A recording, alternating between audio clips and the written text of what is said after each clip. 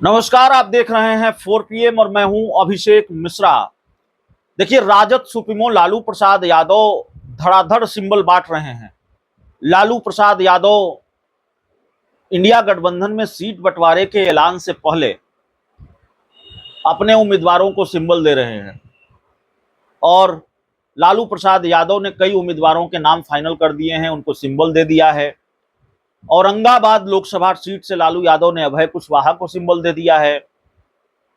लालू यादव ने गया सीट से कुमार सर्वजीत को सिंबल दे दिया है।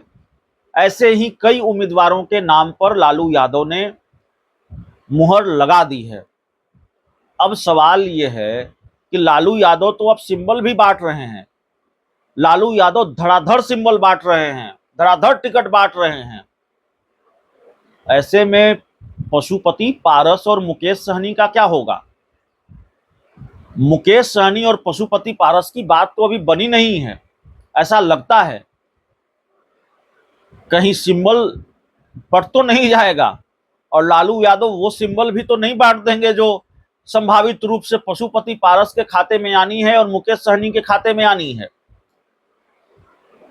क्या अब एंट्री नहीं मिलेगी पशुपति पारस को और मुकेश सहनी को इंडिया गठबंधन में,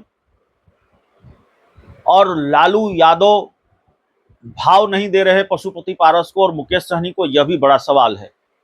देखिए, मुकेश सहनी की बात करते हैं, पशुपति पारस की बात तो हम लगातार कर ही रहे हैं। मुकेश सहनी को बीजेपी से भी कोई परहेज नहीं था। भले ही हाल के दिनों तक भारतीय जनता पार्टी को वो अपना सबसे बड़ा दुश्मन बताते रहे। मुकेश सहनी ये कहते रहे कि भारतीय जनता पार्टी ने मेरी पार्टी तोड़ दी, मेरे विधायक तोड़ दिए, जो कि भारतीय जनता पार्टी ने वाकई तोड़े, तो बीजेपी मेरी सबसे बड़ी दुश्मन है। लेकिन अभी हाल के दिनों तक जब मुकेश सहनी दिल्ली में डेरा डाले हुए थे, गठबंधन को लेकर, पॉलिटिकल डील को लेकर बातचीत चल रही थी दोनों खेमों में उनकी, जो उन्होंने खुद बताया कि दोनों खेमों में हमारी बातचीत चल रही है। मुकेश सहनी ने कहा कि हमारी जरूरत उनको भी है जिनको 400 सीटें जीतनी है, और हमारी जरूरत उनको भी है जो कड़ा मुकाबला देना चाहते हैं। यानी कि हमारी जरूरत इंडिया गठबंधन को भी है, एनडीए को भी है। और मुकेश सहनी ने यह भी संकेत दिए कि समाज की भलाई के लिए अगर 2 कदम पीछे हटना पड़ेगा तो वो पीछे हटेंगे। इसका मतलब वो बीजेपी के साथ जा सकते हैं। लेकिन मुकेश सहनी की बात भारतीय जनता पार्टी के साथ बनी नहीं है, ऐसी जानकारी निकलकर सामने आ रही है। मुकेश सहनी 3-4 सीटें चाहते हैं और भारतीय जनता पार्टी के पास देने के लिए इतनी सीटें हैं नहीं। लालू यादव के पास देने के लिए इतनी सीटें हैं, लेकिन क्या वो देंगे? आरजेडी तकरीबन 30 सीटों पर खुद चुनाव लड़ना चाहती है, 28-30 सीटों पर। तो मुकेश सहनी के लिए लालू क्या अपनी 1-2 सीट कुर्बान करेंगे, 3 सीट कुर्बान करेंगे? यह भी अपने आप में बड़ा सवाल है। तो सिंबल बंटने लगा है, लालू यादव सिंबल बांट रहे हैं और धीरे धीरे आधे दर्जन से ज्यादा उम्मीदवारों को सिंबल उन्होंने दे दिया है, या आधे दर्जन से ज्यादा उम्मीदवारों के नाम पर अब मुहर लगा दी है उन्होंने। तो मुकेश सहनी की एंट्री होगी कि नहीं होगी, अभी तक सस्पेंस बना हुआ है। मामला अटक तो नहीं जाएगा, लटक तो नहीं जाएगा।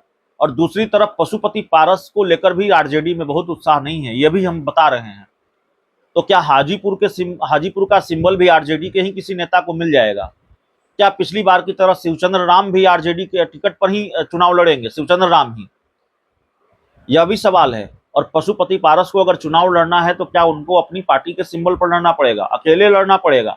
लालू का साथ उनको नहीं मिलेगा। तो क्या पशुपति पारस और मुकेश सहनी दोनों अटक रहे हैं, लटक रहे हैं? यह सवाल इसलिए है कि लालू यादव ने अब सिंबल बांटना शुरू कर दिया है और इधर कोई डील या कोई बातचीत, फाइनल बातचीत पशुपति पारस या मुकेश सहनी के साथ आरजेडी की हो गई हो, लालू यादव की हो गई हो, इसकी कोई आधिकारिक जानकारी या इसका कोई आधिकारिक ऐलान सामने नहीं आया है। बहुत बहुत धन्यवाद।